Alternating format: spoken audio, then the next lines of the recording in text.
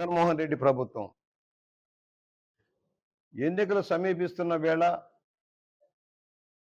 3-4 రోజుల్లో షెడ్యూల్ విడుదలయ్యే సందర్భంగానే రాష్ట్రంలో తప్పుడు విధానాల్లో ప్రభుత్వం నిర్ణయాలు తీసుకొని ముందుకెళ్తా ఉంది.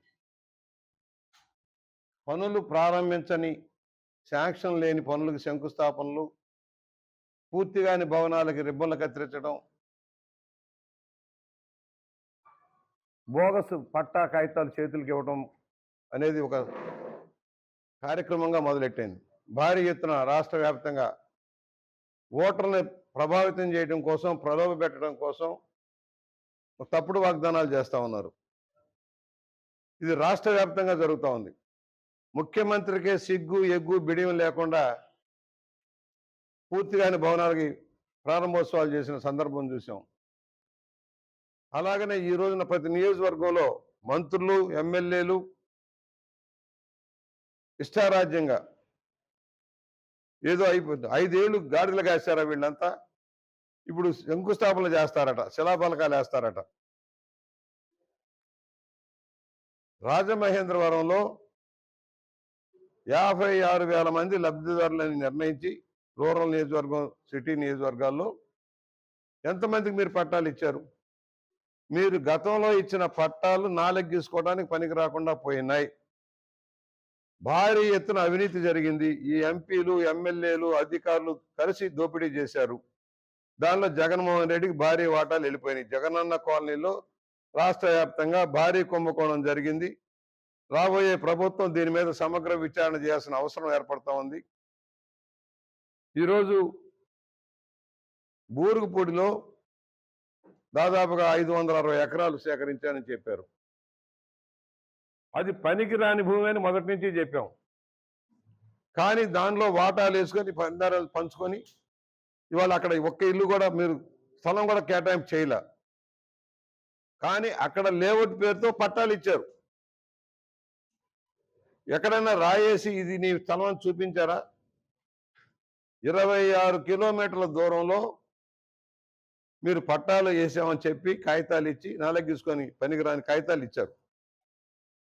అలాగే కానవరం 27 కిలోమీటర్లు ధవళేశ్వరం నుంచి అక్కడ పట్టాలు ఇచ్చామన్నారు. ఈ రోజుకి స్థలాలు చూపించాల.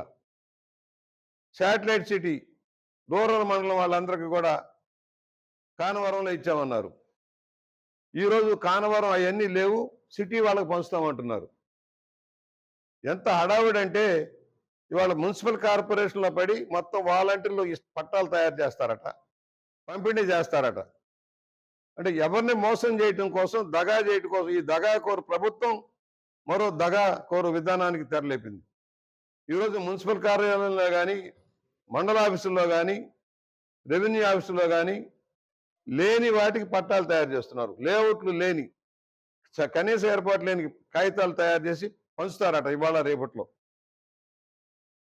దానికోసం ఆగమేఘాల మీద మన ఎంపీ భరత్ గారు, గౌరవనీయ భరత్ గారు 300 కోట్ల రూపాయలు రిలీజ్ చేయిస్తారట. 350-400 కోట్లు, 400 ఎకరాలు అర్జెంటుగా సేకరించాలట. అసలు సేకరణకు ఒక ప్రాతిపదిక ఉండాలి కదా, నోటిఫికేషన్ ఇవ్వాలి కదా. అంటే మీ జాగిద్దారా, మీ రాష్ట్రమా? ఇప్పటికే జగన్మోహన్ రెడ్డి సంపాదించిన దోపిడీలో నుంచి చీరల పంపిణీ చేస్తున్నారు, ఫ్రిడ్జ్లు పంపిణీ చేస్తా ఉన్నారు, వెండి పాత్రలు పంపిణీ చేస్తా ఉన్నారు. ఇంత భయంకరంగా ఎప్పుడు చూడలే. ఇవాళ నగరంలో 2 లక్షల చీరలట, ఒకటి కాదు 2 లక్షల చీరలు. అంటే మగాళ్ళు కూడా చీరలు కట్టిస్తారని నాకు తెలియట్లా.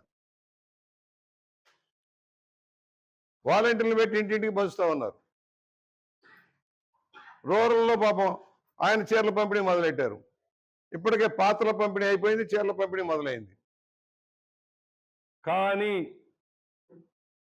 మీ పాపం పండింది. భయానక పరిస్థితుల్లోకి నెట్టబడ్డారు మీరు. రాష్ట్రంలో మీ అరాచక విధానాలకి చరమగీతం పాడాలని ప్రజలు నిర్ణయించారు. మీరు ఎంత ప్రలోభ పెట్టినా, తాయిలాలు ఇచ్చినా ఓట్లు మీకు వేయనని తేల్చి చెప్తా ఉన్నారు వాళ్ళు.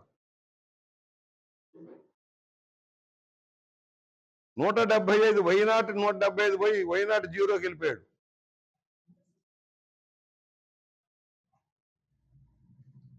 అందరూ నిన్ను వ్యతిరేకిస్తున్నారంటే సిగ్గుపడవయ్యా ముఖ్యమంత్రి. నీ చెల్లి, నీ తల్లి, నీ బావలు, నీ అక్కలు, చెల్లెలు అందరూ. ఒక పార్టీ నీకు మద్దతు లేదు, ఒక స్వచ్ఛంద సంస్థ నీకు సపోర్ట్ లేదు, ఉద్యోగ సంఘాలు నీకు సపోర్ట్ లేదు, నిరుద్యోగుల సపోర్ట్ లేదు, మత ప్రాతిపదికన సపోర్ట్ లేకుండా చేశావు.